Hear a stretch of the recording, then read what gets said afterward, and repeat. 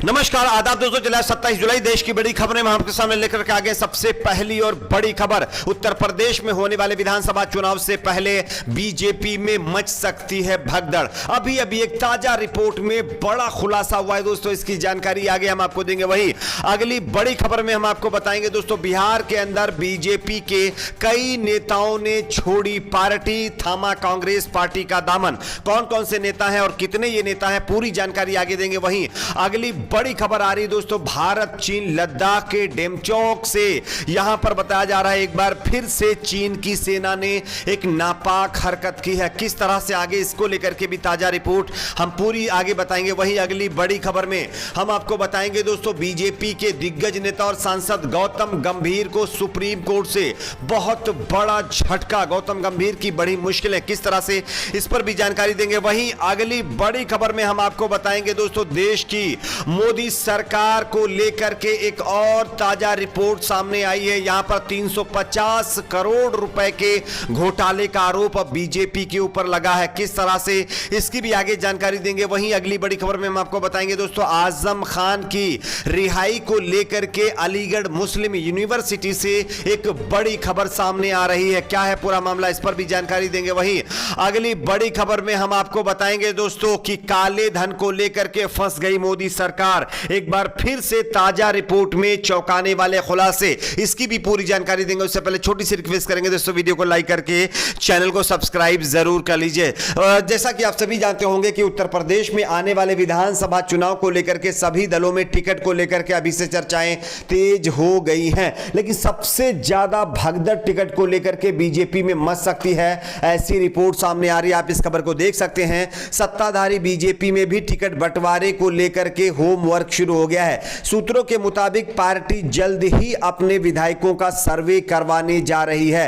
कहा यह जा रहा है कि बीजेपी के मौजूदा करीब 30 से 35% विधायकों के टिकट कट सकते हैं, जिसमें कुछ मंत्री भी शामिल हैं। यानी कि 2022 में होने वाले विधानसभा चुनाव को लेकर के बीजेपी किसी तरह का कोई चांस लेना नहीं चाहती। इसलिए अगर टोटल आंकड़े की बात करें तो लगभग 100 से ज्यादा विधायकों के टिकट बीजेपी काट सकती है उत्तर प्रदेश के अंदर, जिसके चलते भारी बगावत बीजेपी में हो सकती है। बात करते हैं अगली बड़ी खबर की। अगली बड़ी खबर आ रही है दोस्तों, बिहार के अंदर बीजेपी को बड़ा झटका। स्टार प्रचारक ने छोड़ा बीजेपी का दामन, थामना कांग्रेस का हाथ। आप इस खबर को देख सकते हैं। बीजेपी को बिहार में बड़ा झटका लगा है। धार्मिक न्यास परिषद के राष्ट्रीय अध्यक्ष व भाजपा के स्टार प्रचारक गौरव कृष्ण चंद्र शास्त्री ने भाजपा से इस्तीफा देकर के कांग्रेस पार्टी की सदस्यता ग्रहण कर ली है। उन्होंने भाजपा पर आरोप लगाया कि वह संत समाज का इस्तेमाल सिर्फ सत्ता प्राप्ति के लिए करती है। सोमवार को पार्टी के प्रदेश अध्यक्ष डॉक्टर मदन मोहन झा, विधानमंडल दल के नेता अजीत शर्मा की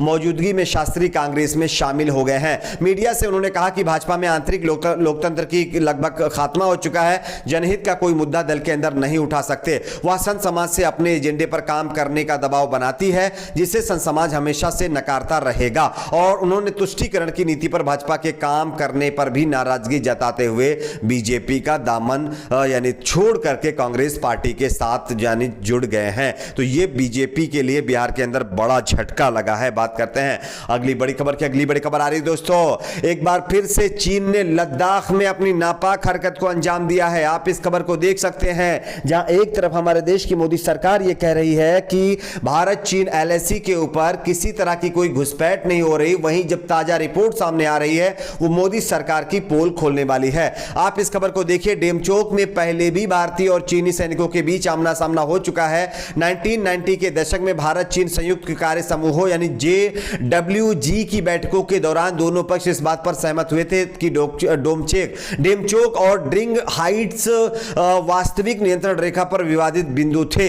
लेकिन अब जानकारी मिल रही है कि इंडियन एक्सप्रेस की रिपोर्ट के अनुसार अधिकारियों ने इनमें रहने वाले लोगों को तथाकथित नागरिक बताया और कहा कि भले ही भारत उन्हें वापस जाने के लिए कह रहा हो, लेकिन उनकी मौजूदगी बनी हुई है। यह बहुत बड़ी खबर है। बताया जा रहा है कि वरिष्ठ सरकारी अधिकारियों ने कहा है कि चीनियों ने पूर्वी लद्दाख के डेमचौक में चारडिंग नाला के भारतीय हिस्से में अभी भी तंबू गाड़ करके अपना कब्जा जमाया हुआ है। लेकिन हमारे देश की सरकार कह रही है कि ऐसा कुछ हुआ ही नहीं है। बताया जा रहा है कि ऐसी कई जगह हैं जहां पर विवाद भारत और चीन के बीच चल रहा है, जिसमें जो है समर लुंगप्पा चांपा, डेपसांग, बुलगे और पॉइंट 6556, चालुंग, नाला कोंगाका और जो है पेंगोक, तुसो, नार्क बैंक, स्पंगपुर, माउंट सजुन, डमचेले, चुमार शामिल हैं। इन जगहों पर जो है लगातार विवाद जारी है, लेकिन अब जानकारी यह है कि कई जगहों पर डेमचो, खास करके चार्डिंग नाला के पास अभी भी चीनी तंबू लगा करके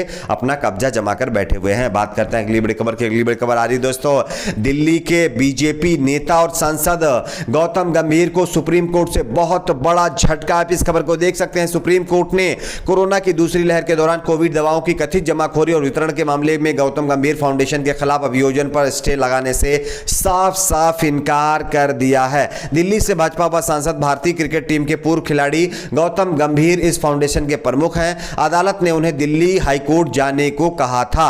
जस्टिस डीवाई चंद्रचूड़ और जस्टिस एमआर शाह ने मौखिक रूप से कहा है कि जब आम लोग दूसरी लहर के चरम के दौरान दवाओं के लिए भटक रहे थे, तब जरूरी कोविड दवाओं को एकत्र कर उसे आबादी के एक समूह में बांटने का जो तरीका है वह सही नहीं था, और इसीलिए अब गौतम गंभीर का जो फाउंडेशन है उसके खिलाफ जांच कंटिन्यू रहेगी। जांच किससे रोक, यानी जांच के ऊपर रोक लगाने की जो याचिका सुप्रीम कोर्ट में गौतम गंभीर ने लगाई थी वो खारिज कर दी गई है। बात करते हैं अगली बड़ी खबर की। अगली बड़ी खबर दोस्तों, पेगासस जासूसी मामले में अब बीजेपी और देश के गृह मंत्री अमित शाह और मोदी जी की मुश्किलें बढ़ गई हैं। 350 करोड़ रुपए का एक ताजा घोटाले का मामला सामने आया। आप इस खबर को देख सकते हैं। बीते कुछ दिनों से इजरायली स्पाईवेयर पेगासस के जरिए भारतीय पत्रकारों, नेताओं, अधिकारियों के फोन टैप करवाए जाने का मामला चर्चा का विषय बना हुआ था, लेकिन अब शिवसेना नेता और राज्यसभा सांसद संजय राउत ने इस बारे में मीडिया से बातचीत के दौरान कई बड़े सवाल उठाए हैं। उन्होंने कहा है कि इस तरह की जासूसी अगर हमारे देश में की जा रही तो इसका कारण ढूंढना पड़ेगा।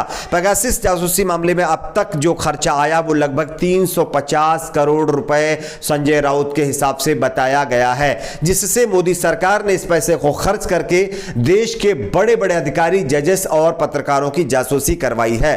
300 लोगों की जासूसी करवाने के लिए खर्च किए गए 350 करोड़ किसके अकाउंट से गए और इसका फाइनेंशियल कंट्रोलर कौन है जिसने पेगासस को भुगतान किया है। इन सारे मामलों की जांच होनी चाहिए और मोदी सरकार को, खास करके मोदी जी को और अमित शाह जी को इसके ऊपर जवाब देना चाहिए। यह सीधे तौर पर आरोप लगाते हुए शिवसेना नेता संजय राउत ने सवाल खड़े किए हैं। बात करते हैं अगली बड़ी खबर की।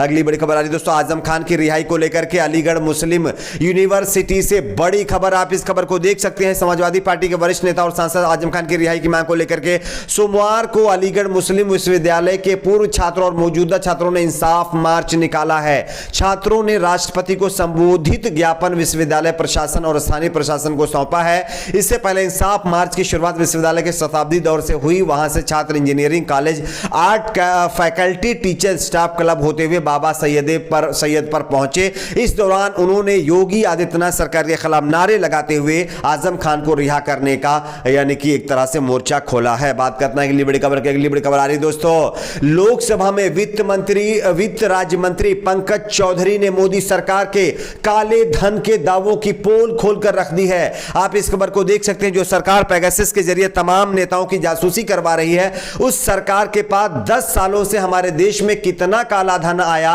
और कितना काला धन देश से स्विस बैंकों में गया, इसका कोई डाटा मोदी सरकार के पास अवेलेबल नहीं है। यह लोकसभा के अंदर सीधे तौर पर जो है वित्त राज्य मंत्री पंकज चौधरी ने लिखित में जवाब देते हुए बताया है। खैर, आपकी अपनी क्या राय नीचे कमेंट बॉक्स में जरूर बताएं। वीडियो को लाइक शेयर, चैनल को सब्सक्राइब जरूर करें।